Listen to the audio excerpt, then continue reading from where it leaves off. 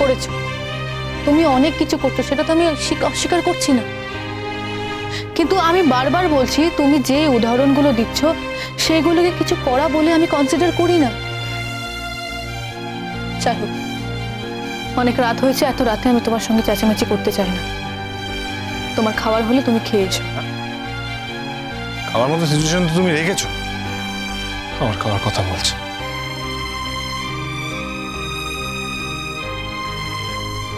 তোমাকে একটা কথা খুব জিজ্ঞেস করতে ইচ্ছে করছে। তুমি তো তোমার পুরনো বন্ধুর সঙ্গে দেখা করতে গিয়েছিলে, তার বাড়িতে গিয়েছিলে। তোমার মুড তো ভালো থাকার কথা, তোমার মুড মানে এত খারাপ কেন যখন থেকে এসেছো? শোনো, আমি তোমাকে আমার কোনো পার্সোনাল কথা শেয়ার করতে পারবো না, কখনো পারবো না। জানি আমি। কি জানো বলো, কি জানো তুমি? যা বললে সেটাই জানি। তুমি কিন্তু এবার আমাকে প্রভোগ করছো মোহর। কিসে? আমার গায়ে হাত দিতে? মোহর, চিৎকার কেন করছো? Why are you shouting on me constantly? আমি তো তোমার উপর চিৎকার করছি না, আমি তো ঠান্ডা হয়ে কথা বলছি। হ্যাঁ হ্যাঁ, তুমি ঠান্ডা মাথাতেই কথা বলছো, কিন্তু তুমি পিঞ্চ করে কথা বলছো। মোহর, তুমি আমাকে ডেমিন করছো, আমি সেটা সহ্য করতে পারছি না, তাই আমি রিঅ্যাক্ট করছি।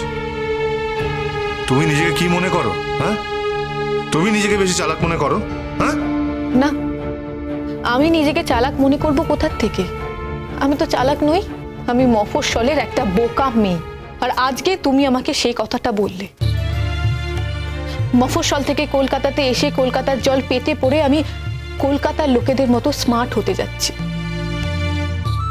না না, কলকাতার লোকেদের মতো স্মার্ট হওয়ার কোনো বাসনা আমার নেই শঙ্খ। স্মার্টনেস যার থাকে তার থাকে, সে মফস্বলে থাকুক, কোনো শহরে থাকুক, কিংবা কোনো গন্ড গায়েই থাকুক, আর বিদেশেই থাকুক। স্মার্টনেস যার থাকে না তার থাকে না। আমার যদি স্মার্টনেস না থাকে তাহলে আমি কলকাতায় থেকেও সেটা শিখতে পারবো না শঙ্খ। আর সত্যি কি জানো তো, আমার না এখানকার মেকি ব্যবহার শেখার কোনো প্রয়োজন নেই। আমি আমার মতো ঠিক আছি। আমার মনে হয় না যে আমার আলগা কোনো স্মার্টনেস শেখার প্রয়োজন আছে। আমি কার কাছে প্রমাণ দিতে যাবো যে আমি স্মার্ট? আমার তো কারোর কাছে কিছু প্রমাণ দেওয়ার কোনো প্রয়োজন নেই। হ্যাঁ, তোমার তো সবার কাছে সবকিছু প্রমাণ করা হয়ে গেছে, তাই না? তুমি আর কার কাছে কি প্রমাণ করবে বলো? কিছু প্রমাণ করার নেই তো। শঙ্কু, আমার অনেক কিছু প্রমাণ করার আছে, সেটা আমার কাজে, আমার লেখাপড়া, আমার স্মার্টনেসে নয়। তুমি আমাকে ভুল বুঝছো, আর এই ভুল বোঝার জন্য আমি তোমাকে তো দায়ী করবো না, আমি তোমার মাইন্ড সেলকে দায়ী করবো। তুমি এইভাবে ভাবতে অভ্যস্ত, ডে বাই ডে তুমি আরো কনজারভেটিভ হয়ে যাবে। তা না হলে তুমি আজকের দিনের ছেলে হয়ে, মডার্ন ছেলে হয়ে তুমি বৌদিভাইকে আটকাতে পারতে না। হ্যাঁ, এটাই মেন পয়েন্ট। এটাতেই তুমি স্টিক করে আছো, এবার বুঝতে পেরেছি। বৌদিভাইকে কেন আমি আটকাচ্ছি, এটাই তোমার ঘোর আপত্তি, তাই না? শোনো মোহর, সংসারটা না ভাঙতে 1 মিনিট সময় লাগে। সংসারটা ছেলে খেলার জায়গা নয়। শঙ্খ, সংসারটা ছেলে খেলা নয় বলি এই সংসারে থেকে যে যা ইচ্ছে করতে পারে না। তোমার দাদাভাই যেটা করছে সেটা হচ্ছে ছেলে খেলা, আর বৌদি ভাই এই ছেলে খেলা থেকে বেরোতে চাইছে, একটা ম্যাচিওর ডিসিশন নিয়েছে। তুমি বৌদি ভাইকে আটকাতে পারবে না। বৌদি ভাইকে আটকেও তোমার কোনো লাভ হবে না। তাছাড়া আমিও তো বলে দিয়েছি, আমি বৌদি ভাইয়ের পাশে থাকবো।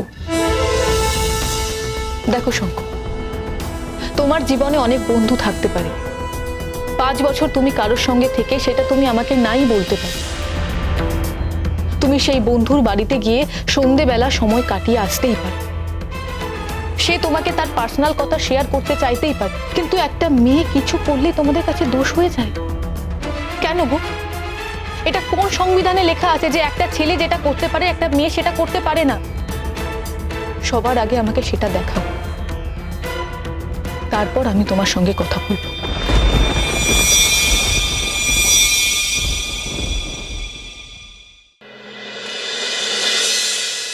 জয়িতা, কি আজকে শুভ্র আসছে আর তুমি অফিস যাওয়ার জন্য তৈরি হচ্ছ?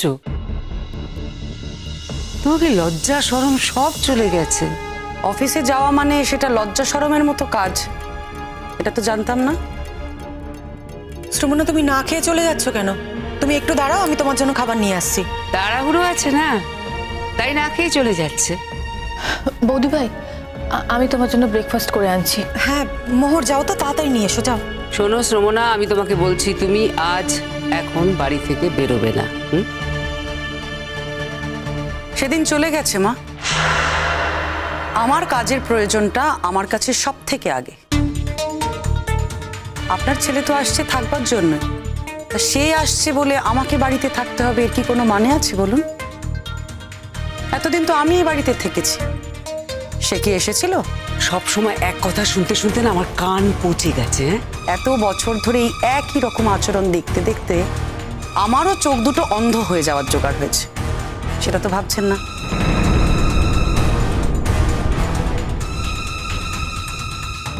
কেন জেঠিমণি?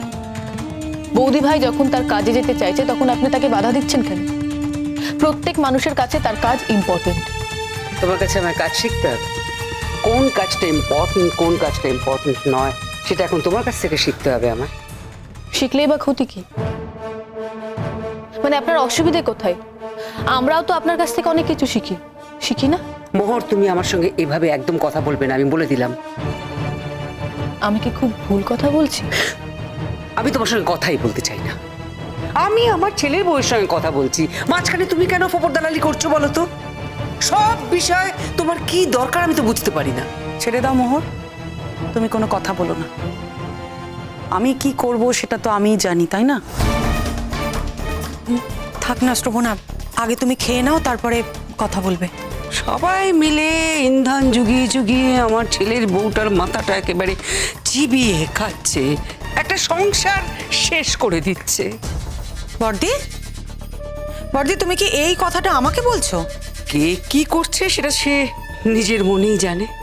সেই জন্যই তো আমার মনে হলো যে এই কথাটা তুমি আমাকে বললে। কি হলো, বলবে তো?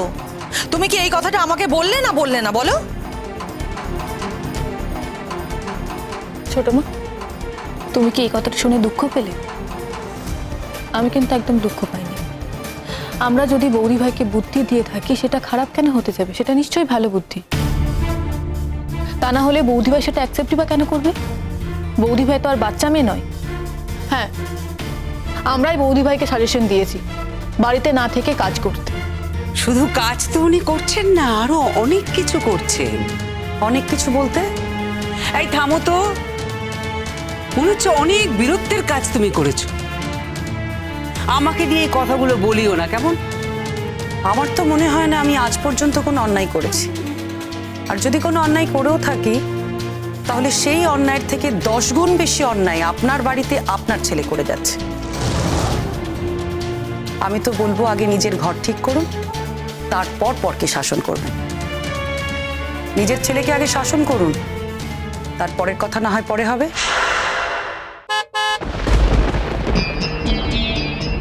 ওরা এসে গেছে বোধহয়। না, গাড়ির আওয়াজ পাওয়া গেল তো তাই। ভালোই হয়েছে, এবার বুঝে নাও নিজেরা নিজেরা। আমি আর এর মধ্যে থাকতে চাই না। সেটা কি আপনার পক্ষে কোনোদিনও সম্ভব হবে? অন্য কারোর ব্যাপারে আপনি মাথা ঘামাবেন না, নিজের মতো থাকবেন, এটা তো আমি কোনোদিনও দেখিনি।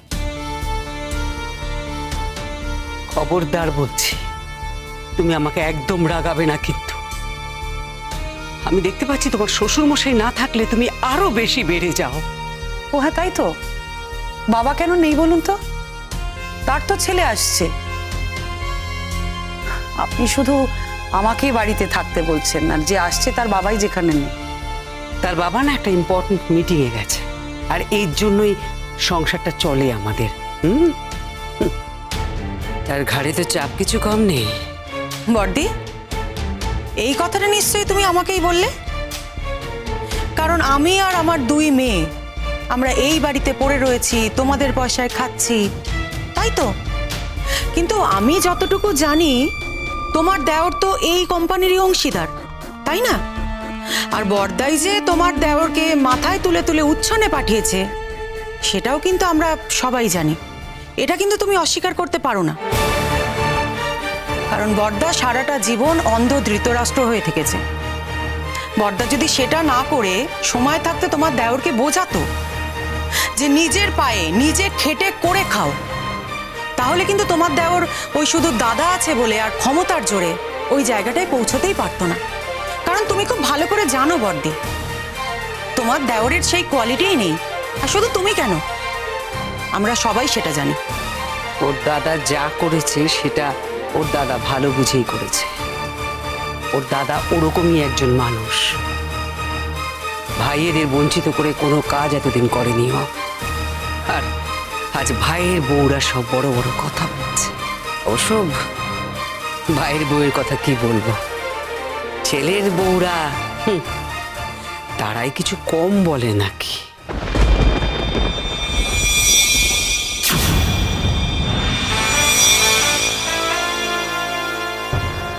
মা,